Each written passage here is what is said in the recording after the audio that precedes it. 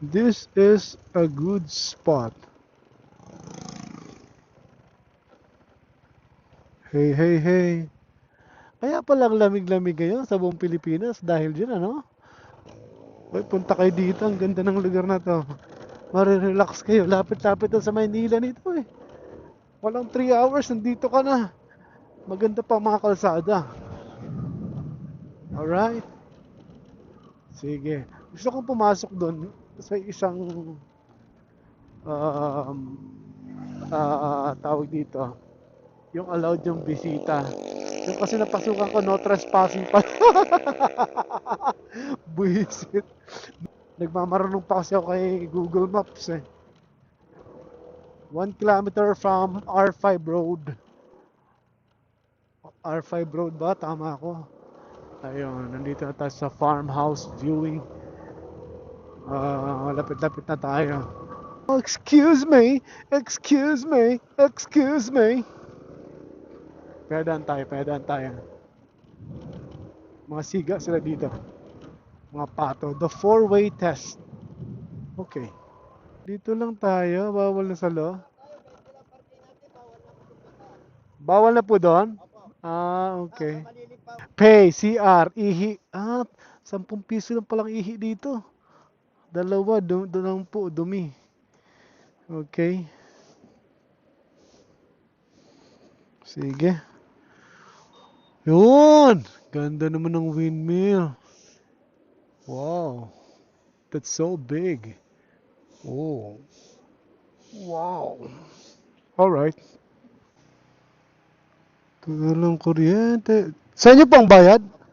Salamat. Magkano po entrance? Wala na po kayo dun sir babayaran, 20 pesos lang yung parking lang. Parking lang. Sa private po kasi mahal. Ito po, public to. Mataas ng parte po yan. Mataas na yan. Lalakad lang po ang tao. Pagod na kasi ako eh. Ayoko na maglakad. Pauwi na rin ako. Salamat Manong ha. Okay. Ang parking, 10 pesos. May parking dito, mga kotse, mga motorcycles sa kabila. Pero ako sabi ko, hindi po ako paakit doon kasi actually pagod na ako.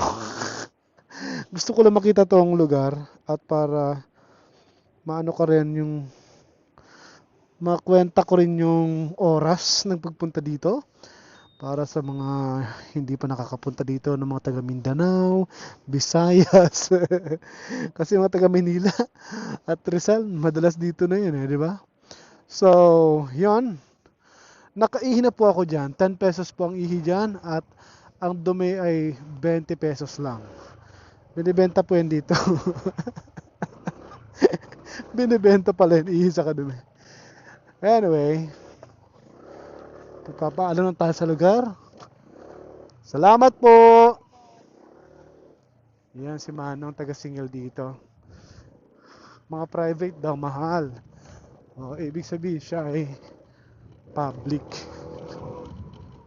Siya ay nasa public. Naniningil sila ng 10 pesos. Yan! Muna ang aking papakita sa inyo ang mga electric fan po na ito na nagpapalamig sa Pilipinas. Ganda. Alright. Bye-bye. Bye-bye, windmill. Bye-bye, Pililia Rizal. Wow. Gaano kataas yan? Walang kwenta, no? I mean, walang bilang kung ilang taas siya. Sana may information naman lang din, di ba? Anyway. Okay. Lapit lang to. Punta kayo dito. At pwede kayong magpalamig dito. Bye-bye! Baghari na. Wow, ganda ng pababa dito. Baka wala agad. Goodbye. Goodbye, Aquino Drive.